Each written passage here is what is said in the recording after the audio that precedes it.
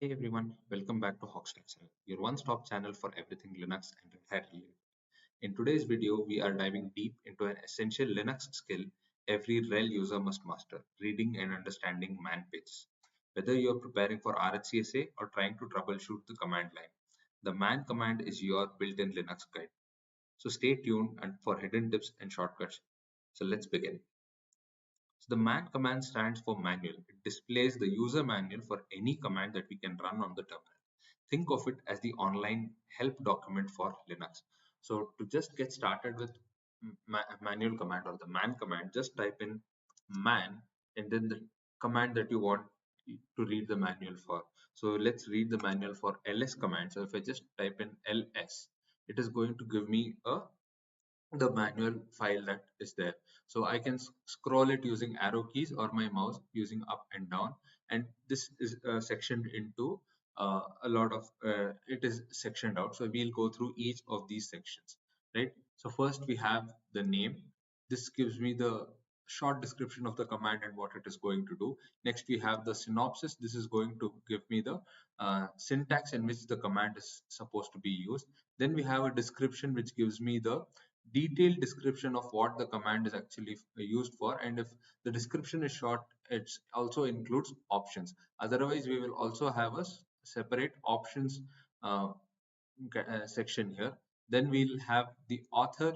So who is this written by, and then if there are any reporting bugs, that section also will be there. There'll be a copyright as to when was this copyrighted. So for any more information, for if you want to get into more information about a particular command, you can also see these files and get in more information. To quit the man page, just type in q and you will just quit the man page.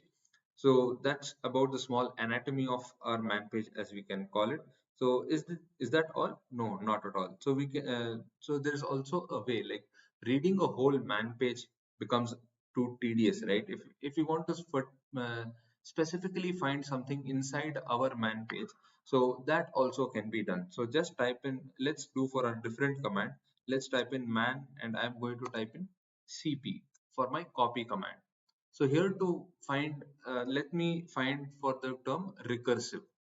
So just type the forward arrow, forward slash, and then type in the word that you are searching for, recursive. Yes. And then the moment I press enter, it is going to take me to the first instance where recursive is going to occur in this file. So are there any more instances? Yes, there may be any other instances. Just press the N key and this is going to take you to the next instance that it is present, right? If there is no further instances, so it is going to show me no pattern found. If I want to return back to the instances, just press the shift and then press n. It is going to take me back to the previous instances. So again, you can just press the q and quit the man page. So is that all about man pages? No, not at all. So man pages are basically divided into 9 sections. First is the user command, second is system calls, third is library functions, fourth is for special files, fifth is like for file formats, sixth is games, right? But this is very rare in use. The seventh section is for miscellaneous command, miscellaneous for system admin commands, and 9 is for kernel routines, which is again rarely used. So let's say we have a command called passwd. So if I just do man passwd, so it is going to give me the full manual page of passwd, right? So let's say I don't want to see this. I want to see one particular section of this. Let's say I want to see the file format of the man page. I just need to type in man. I'm going to type in the section in which I want. 5 is specified for my file formats, and then I'm going to type in my command. So this here is not going to give me the manual of command page, sorry, the passwd file. It's going to give me the passwd file extension, or how it is in a file formatted way, right? So if if there is a particular section is missing, so let's say let's type in section 2, which is for my system calls. PassWD is a user generated field, so no manual entry for PassWD in section 2 is what is shown. So if we just type in man 2, probably for system CTL, man 2,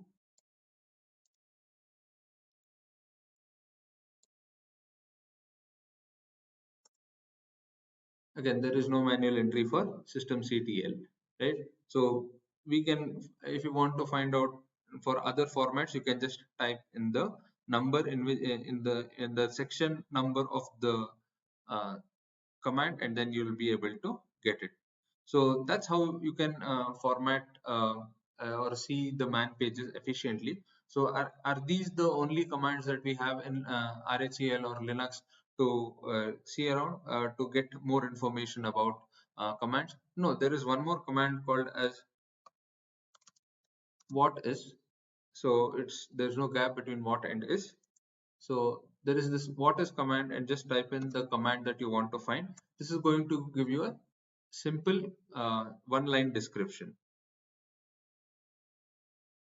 right?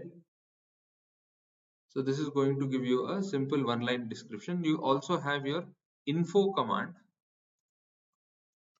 which is going to give you detailed, a much more structural, detailed information about the command, and it's going to go in more depth as compared to your man pages.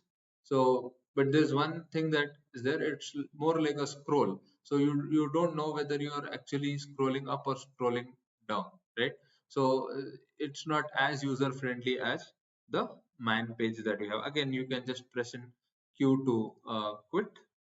So that's going that this is going to take you out of your info page as well. So that's the wrap on how you can master pages and help you understand Linux commands independently, right? So even without any internet connection. So don't forget to like the video, subscribe to HawkStack channel for more RHCSA aligned and Linux content. Thank you. See you next time.